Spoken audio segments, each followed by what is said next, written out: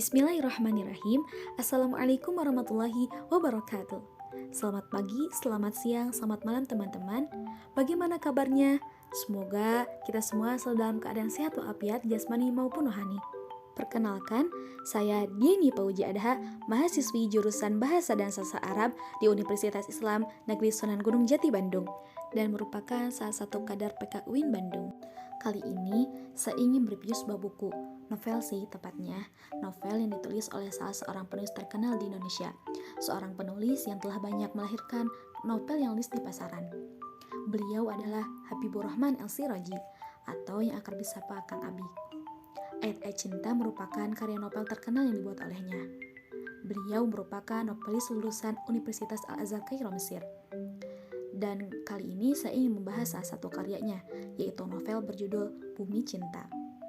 Setiap novel yang ia tulis selalu berkaitan atau terinspirasi dari ayat Al-Quran, karena baginya menulis adalah media dakwah.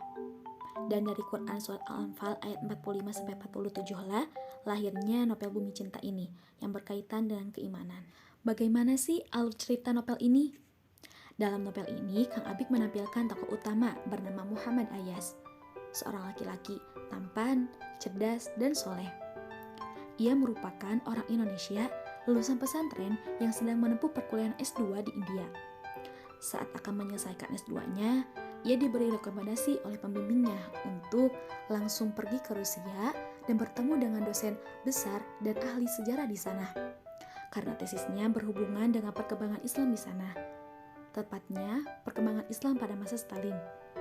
Dan di Rusia, ia meminta bantuan kepada teman di pesantrennya yang bernama David. Dan dari sinilah awal ujian keimanannya, di mana ia harus tinggal bersama dua wanita Rusia yang bernama Yelena dan Ninor. Yelena seorang mucikari kelas atas dan Ninor seorang pemain biola sekaligus agen rahasia musik. Dan tidak hanya itu, ia pun tak bisa bertemu dengan dosen besar di sana. Pada akhirnya ia harus menyelesaikan tesisnya bersama asisten dosen bernama Anastasia Palazzo yang kian hari tertarik kepada Ayas karena kecerdasannya. Godaan demi godaan terus muncul, dimulai dari pandangan yang sulit dijaga sampai ia dituduh sebagai seorang teroris. Dan Moskow dipilih menjadi latar dari jalannya cerita ini. Kang Abik menyuguhkan gambaran kota Moskow dengan begitu apik dan detail, seakan-akan kita bisa merasakan suasana di sana. Tak hanya itu, konfliknya pun cukup kompleks, di mana alur yang tak mudah ditebak akan membuat yang membaca terus penasaran dan ikut hanyut ke dalam cerita. Dari setiap paragrafnya, banyak sekali mengandung pembelajaran. Nah, di novel ini kita dapat mengambil gambaran bagaimana sih caranya mempertahankan keimanan. Dari sosok Ayas, kita dapat mengambil hikmah bahwa hanya dengan mengingat bahwa Allah itu Maha Melihat, dan selalu berzikir serta beristighfar agar hati dan lisan senantiasa berkontribusi untuk melawan banyaknya godaan. Dan di novel ini juga diceritakan sejarah perkembangan Islam di Rusia pada saat masa Stalin. Bahkan diceritakan penyerangan di Palestina, yaitu pembantaian di Sabra dan Shatila. Di sembilan kalimatnya pun banyak yang mengandung tauhid.